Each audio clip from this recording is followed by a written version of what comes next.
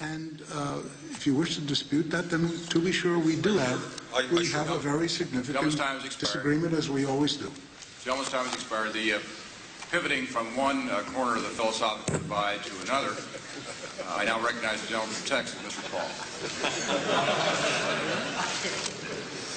Thank you, Mr. Chairman. I think. Welcome, Chairman Greenspan. I want to start by referring to a speech you gave in January at the American Numismatic Society, where you spoke profoundly about monetary policy, where you expressed that central bankers have had this relative success over the past decades, and it raises hopes that the fiat monetary system can be managed in a responsible way. So I think you're still at that point of hoping that this system will work. I maintain that the jury is still out on whether or not fiat money will work on the long term. And then you followed that up by saying, in case it didn't work, and I don't know whether you had tongue-in-cheek or not about this, but you said that we might have to go back to seashells and oxen as our medium of exchange. And then you reassured everybody that the open discount window would have an adequate supply of oxen. Mr. Chairman Oxley, if we get to this point, which I suspect we will someday, I ask you that we have hearings to debate the issue of what medium of exchange that we have before the Fed starts using oxen as a medium of exchange. Are you referring to the chairman here? Yeah, I hope that you will at least consider that. But I think it is an important point, and I want to relate that to the Enron issue, because in many ways, I think the system that you have been asked to manage, it's similar to being asked to manage an Enron system, because Congress is notoriously in favor of deficit spending. We are currently expanding the national debt at $250 billion a year, and we have nearly a $6 trillion debt. Now, we create that debt by buying votes. We spend a lot of money. Now, the Federal Reserve comes in, and they buy that debt in order to maintain the interest rate that they think is the right interest rate. And they take that and use it as an asset. You put it in the bank, you call this debt that we created as an asset, and you use it as collateral for our Federal Reserve notes. So that's a pretty good scheme, and I think in the moral terms as well as the economic terms, it's very similar to what how Enron operates.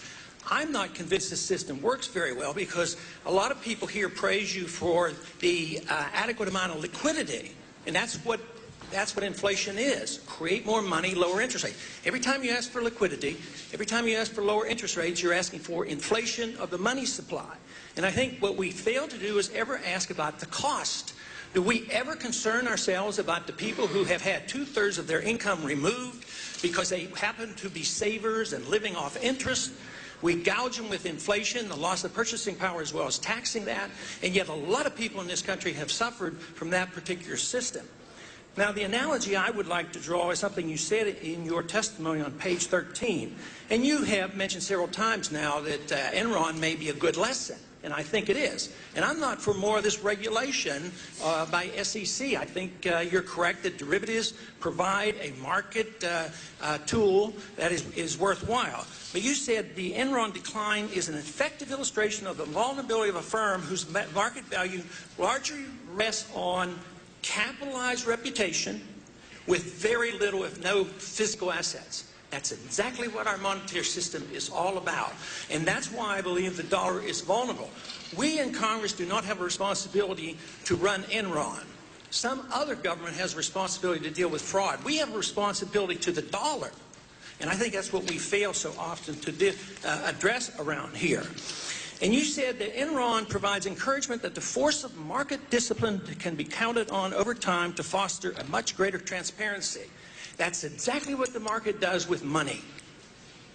If you look at what the rapid and the sudden devaluations of the fiat currencies around the world, if you look at what happened to us in '79 and '80, that was the market coming in and forcing vulnerability and transparency on us. Now, gold gives you a hint as to what's happening. Gold has sent a mild message in this past year, in spite of the fact that central banks and others continually sell and loan out gold and push in that price of gold down. But there is a message there.